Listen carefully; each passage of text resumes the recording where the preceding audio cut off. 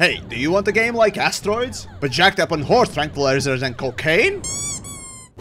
I present you Starsector. Coincidentally, consuming and distributing copious amounts of drugs to sustain healthy industrial working conditions is part of the gameplay. Well, as it happens, I really love the game, and why wouldn't I? Well, okay, there are some massive dead horses I got to pick with the game, but hold your equines, I'll beat them later. First off, the good stuff!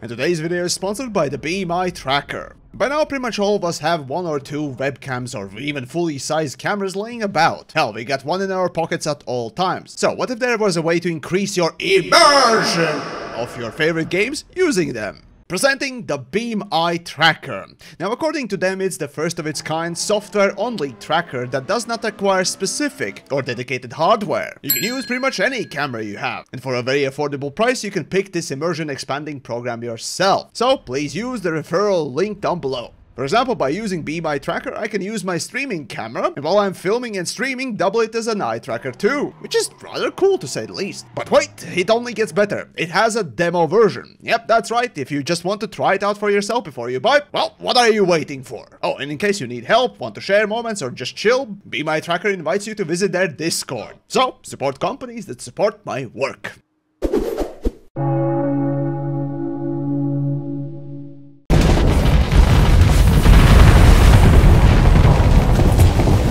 Alright then, so basically Starsector is a 2D open world spaceship combat game, with trading and building duct taped onto it. I guess you could call it 2D space sim. Though instead of focusing piloting one spaceship,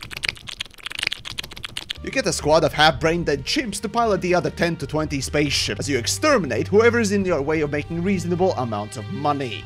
And that's kinda where I'm stuck right now myself, so let me recap my adventures in piloting floating space garbage pile. I start a new save. Get pissed off and frustrated by the tutorial for several reasons.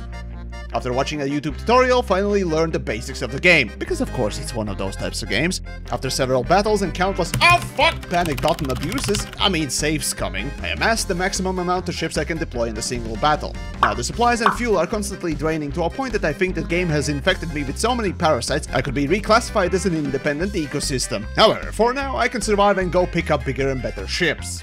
After taking on more bounty missions and ventilating every possible pirate's skull to the warm embrace of vacuum, I finally find and buy a few decent ships. And this is where my problem starts.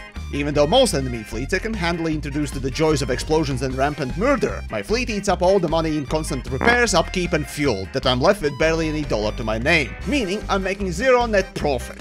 Completely unrelated to that, go check out my Patreon.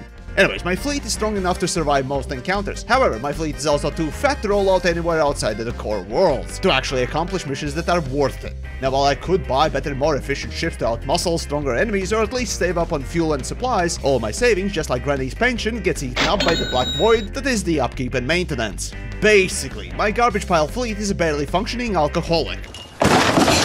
Now, thus far, that's been my experience, and it's mostly good, though there's been different kinds of shade of shit. Like, for example, the propensity for the game to utilize reading and writing as crutch for a bad mission design. Seriously, how hard is it to put a glowing circle in the area where you need to go and do things? Or, for example, properly color-coding the mission text, or maybe not making it obtuse and condensing it properly, so that at a quick glance you can identify what it is. Or what about the fact that you need to change fighters' stance before they actually do something? And that is, by the way, done by pressing Z button. Where do you learn about it? Oh, of course, the control menu and nowhere else. Cause that makes sense, of course. Or what about the game's ability to do...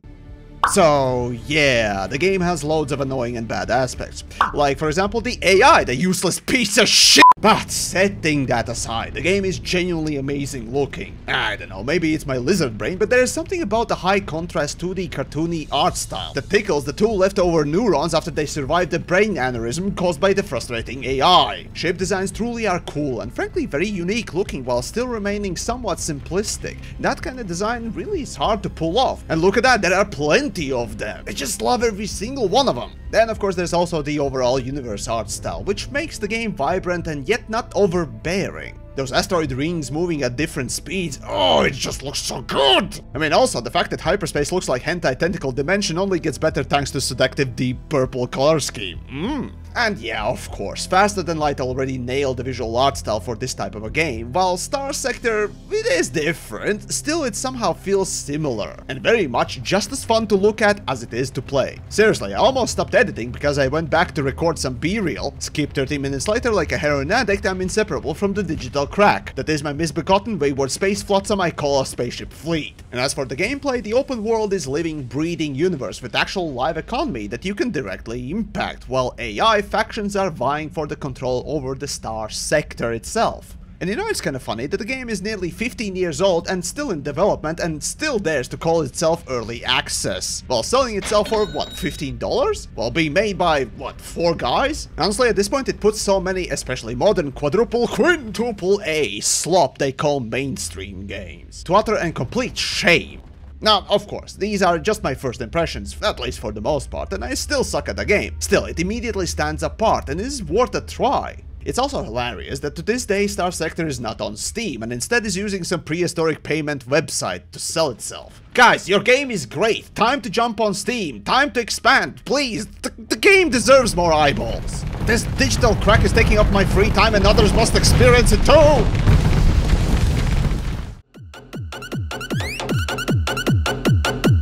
Boom, boom.